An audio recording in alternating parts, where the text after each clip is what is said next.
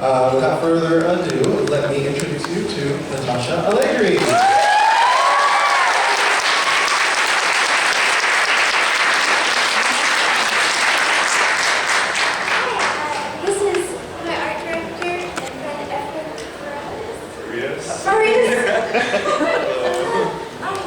We're going to start by showing, we didn't know we were going to do a presentation until last night.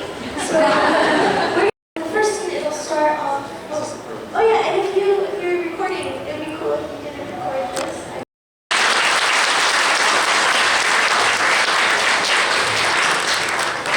I guess now we're going to keep Q&A. Yeah, so now we'll open the floor up to any questions. Anybody have any questions for Natasha? Yes. Let me run over to you real quick. So this just has to do with the pure fact that you love Sailor Moon. How stoked are you on the new, like, Ultra Crystal or whatever it is? I'm just so curious to see you react to that. I've been obsessed over it since they announced it, and I've been waiting, and then they finally released the picture. Yes! But I was out of town when they released it, and I was on like, the shittiest Wi-Fi, and I had to reload it 10 times, and all I saw was like the big hand, and it loaded, and then it would stop, and I was like, okay, let me refresh it, and it would load again, and it was like less, it was just like a finger, and then finally, I think I ran downstairs to the main lobby, and I was like, please, if you have a computer, please put me on your computer, and they let me on, and then they let me look at the picture, and I was like, oh, it's worth it,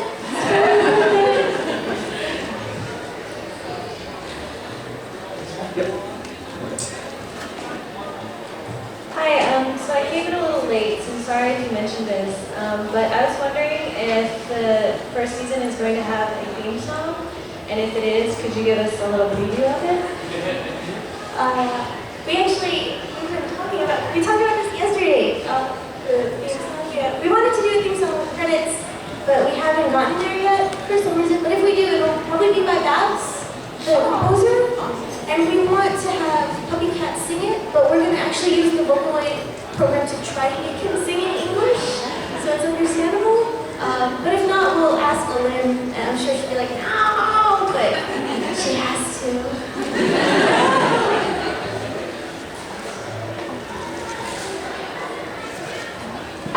So besides Sailor Moon, which I know that you love, are there other anime or Western influences on the style of being PuppyCat? Yeah, Ranma, Rumiko, everything by Rumiko is amazing. I love all her stuff. Ranma, Inuyasha, Runic World, which is really good. If you haven't read Runic World, you can find it online. But I own the copies. I went on eBay to find them because I owned them all in high school because my dad would take me to the Borders and he would try to get me to read stuff, but I would buy Garfield or manga. And they had all of the remix and I had them, but then my sister, I kept them in the bathroom because I would read them in the bathroom. And then my sister flooded the bathroom and then I lost all my manga.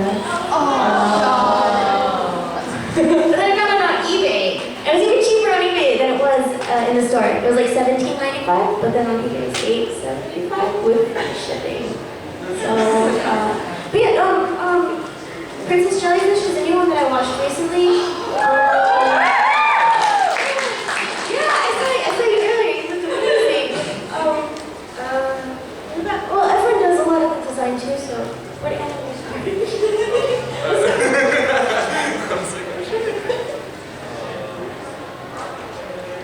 Sorry, I wasn't prepared for this.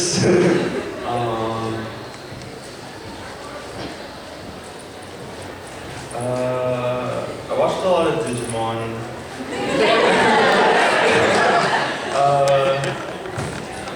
Animal Crossing. I play a lot of video games is what I do. Definitely a lot of inspiration came from Ghibli for this too, because we both really love Ghibli movies. Yeah. I never say that because I feel like it's like, because they would tell me that all the time. They'd be like, it's like a mix of Miyazaki and Adventure Time, and that's what Federator likes to put out and say.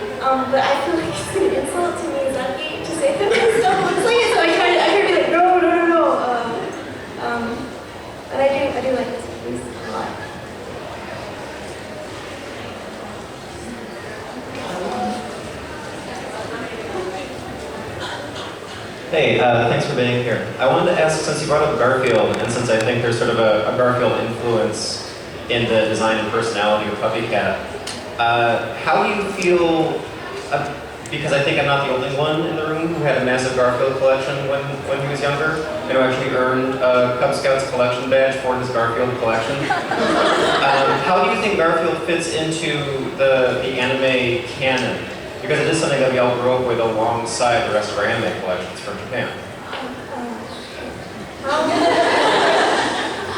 Yeah, I feel like there's a few people I know, like even you too. We were talking about Garfield last night. Yeah. And yeah, because at least in this Borders bookstore, the Garfield was right under the manga. So that's how I found our manga, was because I would go get the Garfield and then I would look and be like, oh, this is really pretty. But to me, the manga I like most are like slice of life mangas. So I feel like that translated into that. But there's also something really, Garfield is the drawings are really built well. They work well in space.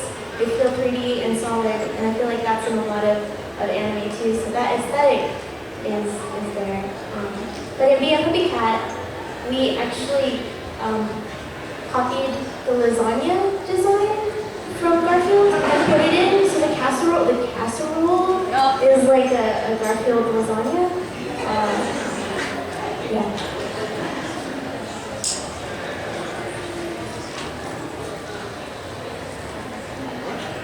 Hi, thank you for being here.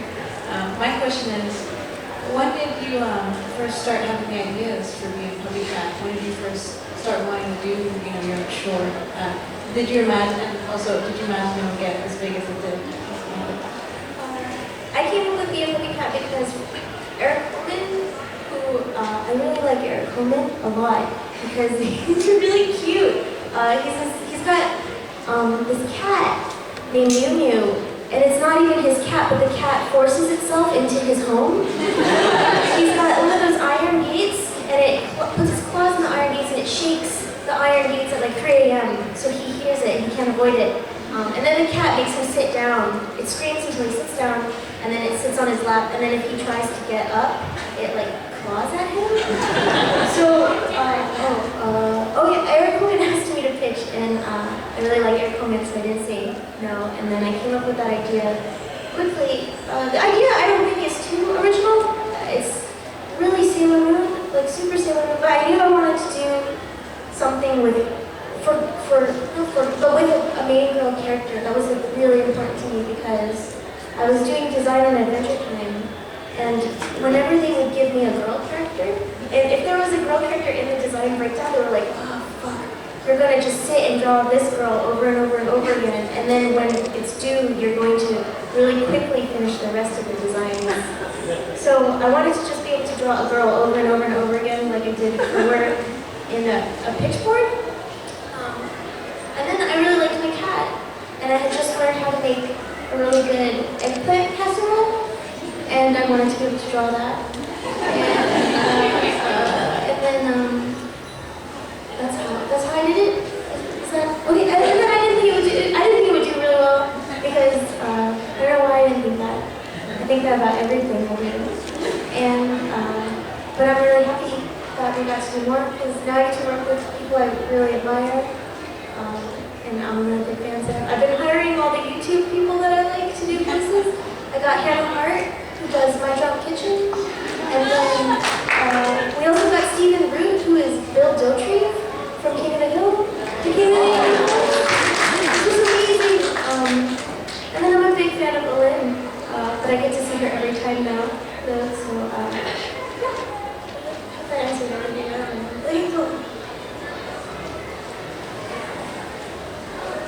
Sweaty. Hi. So I have questions. This is usually for animators, and this could go for both of you. So, the cartoons you design your characters, either Adventure Time or PuppyCat and Bee, which character is your favorite character to draw, and which is your least favorite, and why? For Bee and PuppyCat, the best one to draw is PuppyCat, because graphic and it feels really good. It looks fine. But then when you try to do a weird face on me, it doesn't feel too good drawing it, but it's still kind of fun. But my least favorite person to draw is... We don't have too many characters. And I get to, if I don't want to draw it, I don't have to draw it. Someone else can draw it. Yeah. You did it too.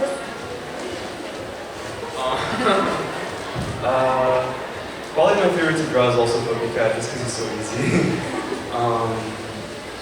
Decorate's pretty fun to draw too. It's a bit more complicated, but it looks really cool, so. Adventure Time Lucky Space Princess is the best to draw.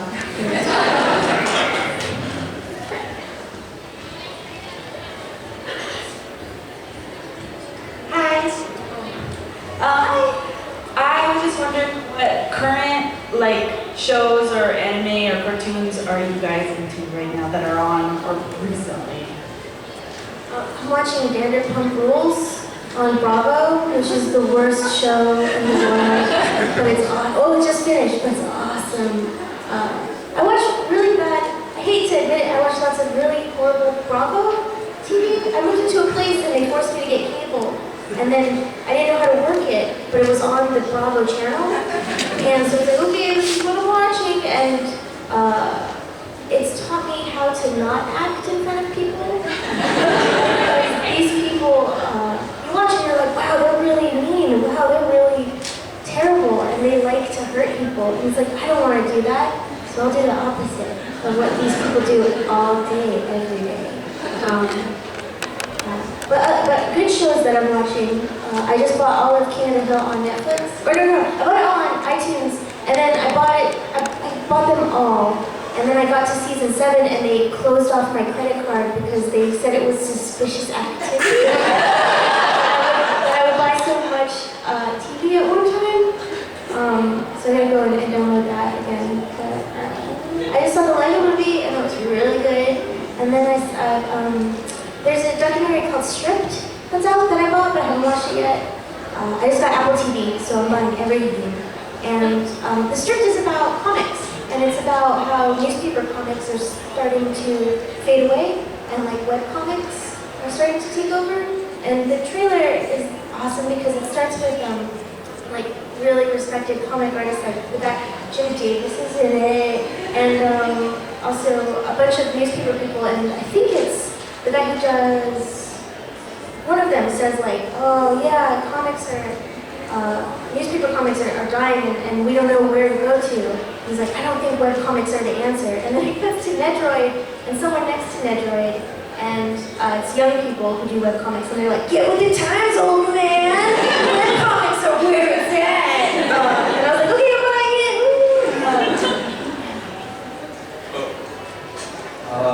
I was really depressed that Kill la Kill just ended, because that was one of my favorites.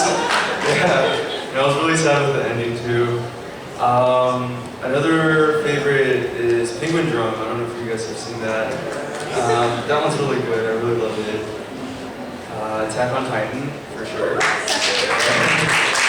I want to see the second season already. And I just saw Budapest Hotel, and I thought that was pretty good. The humor in it was really funny. Do you have an inspirational quote that you could share with us?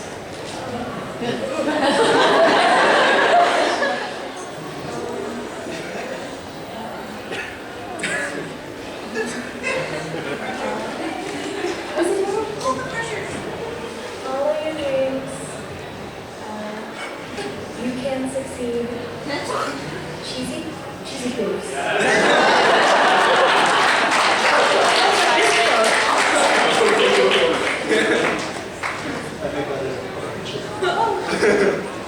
Hi.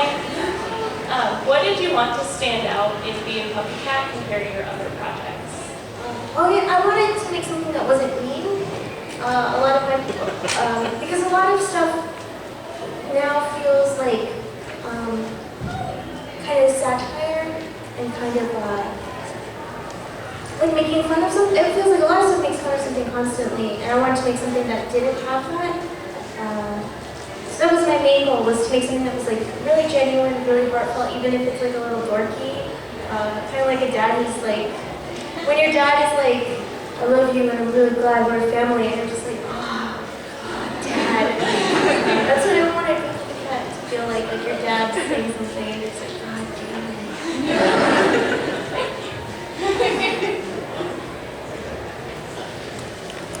Beefcake. You follow your dreams, you can succeed. Beefcake. Beefcake.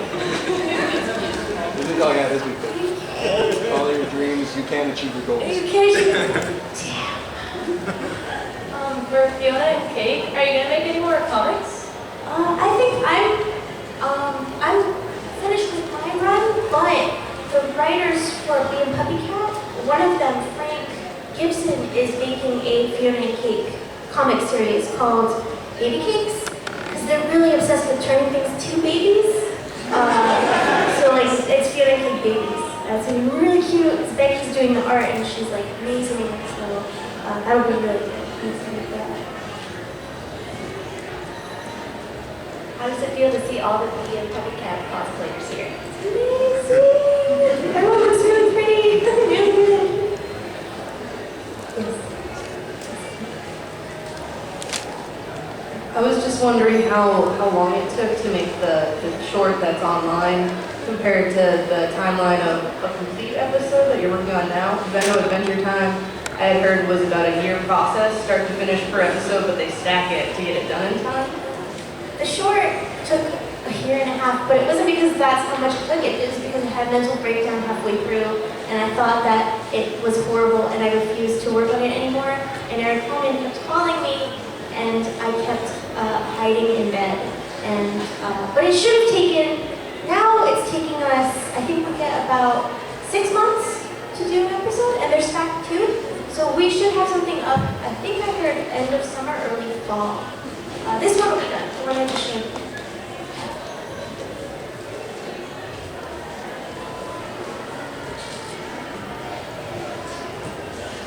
I'm going to be so thin by the end of this. Sorry, I'm so far in the back. I just wanted to first say, everything you post on Twitter and Tumblr is really fucking great, and if you don't follow her on Tumblr, you should. And my question is, I just got finished reading the Fiona and Kate comic, and it was amazing. And the thing that's interesting I saw between both the first episode of Being PuppyCat and the Fiona and Kate comic was there's sort of a mythic fable element in there. Like there's some point at which like, the story's like, oh, here's sort of a ancient old myth story, and they're really amazing, and they're like the tone of those is incredible. And I was wondering if you ever thought maybe someday down the line you'd ever actually sit down and like write a long form like illustrated children's book of some kind. Yeah, in college I actually have a book of fairy tales that I wrote because I watched Grimm's Fairy Tales, this anime that was on. Like you know the song is like do do do do do do do Grimm's Fairy Tales. Someone asked like, did you ever watch this? And then they sang the theme song to me, and I was like, oh yeah, I know what you're talking about. But I have a book of them, but I've never drawn the style that I want to, so I keep putting off doing it into comics. But now that I have to work, I've been pulling stories that I wrote and putting them into ones. Like the one in Fiona and Cake about the fire is one that I wrote in college, and finally I was like, well, I guess I'll use this. And then the PuppyCat one was one I also wrote. I changed it a little bit. But yeah, I think those stories are all going to go into projects that I've done. They're kind of just going off and living on their own instead of becoming its own things. I'm never going to do it. I'm never going to draw the way I want to draw.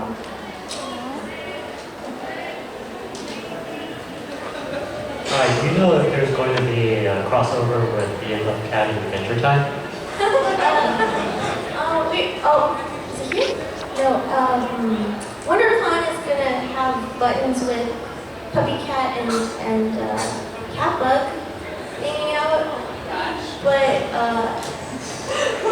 Adventure Time is owned by Cartoon Network, and PuppyCat is owned by Frederator. And I don't know if crossovers are possible between that, but like I'm not against doing something with Bravest Warriors because I think it's really funny. And that's like my dream, is that kind of crossover stuff.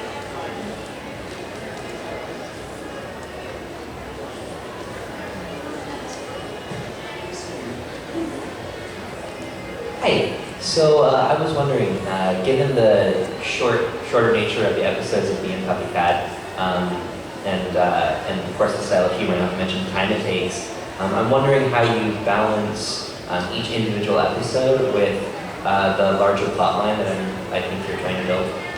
We cheat. We cheat because like Bravest Warriors, they do everything in 6 minutes, but we cheat and we split it into 2. So we get 2 6-minute stages a week in between them that you have to wait, which sucks. But yeah, that's how we. We're cheaters. That's how we do it.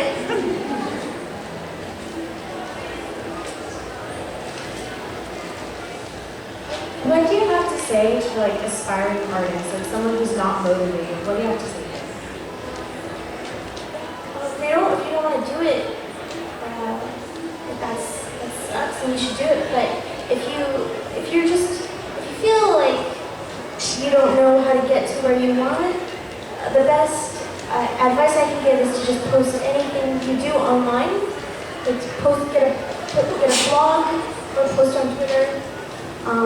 Because now it's so easy to talk to people that you want to talk to, even just like being really creepy on Twitter and saying horrible things to them, or if you're being really nice and you want to send like an email, or say something nice on Twitter. But everyone's accessible now. They might not seem like it, but the younger people, you can find a way to contact everyone. And either you can find someone that you are inspired by and kind of do the same thing that they do. Like some people post really funny comics, like little comics all the time. Other people post really beautiful standalone illustrations.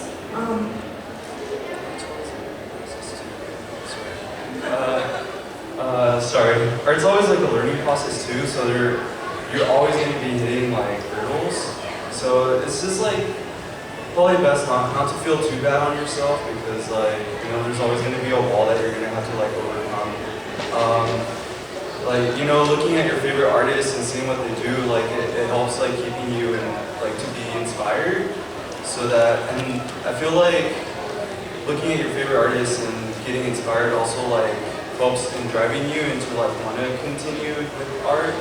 So yeah, and then yeah, so just remember that like there's always going to be walls, like even for us, like we still hit walls and it's like it gets really hard, but we try to like, you know, overcome that and try to like work with it, and in the end it turns out a lot better. So even if you hit a wall, when you work with it, like the outcome is a lot more amazing. Also, there's like it's really easy to see beautiful artists that you learn and get really mad and just like, oh, I'll never draw like this. But like I was like that for a really long time. I'd see really beautiful art and be like, I'm not even gonna learn how to digitally paint because I'll never be able to be this good. But like with Efren and everyone I work with, instead of getting sad about it, they get really inspired and they just want to learn and be better. So yeah, don't get still word. Discouraged by it. Just instead like it's a very Japanese thing to just be like, I want to be good like you. Yeah. So. Hi again. Tying into that last question, what was it like navigating the industry post-graduation for you guys? I didn't graduate. I dropped out of school. Oh, that's cool. For my job. But I got offered the job in college, so I dropped out. But my advice, which is to like just post stuff online, that's how I even got any job, was because there was a body of work, and it was updated continuously. And when you see like those people who do webcomics every day, or those who do it like Monday, Wednesday, Friday, when you see that, you're like, oh, this person can work, and they can put a schedule on themselves and they can get done, and it's this consistent type of work. And that's almost enough to be like, oh, we can hire them and they'll get it done. I'm sorry, actually, that's the last question. Thank you everybody for coming.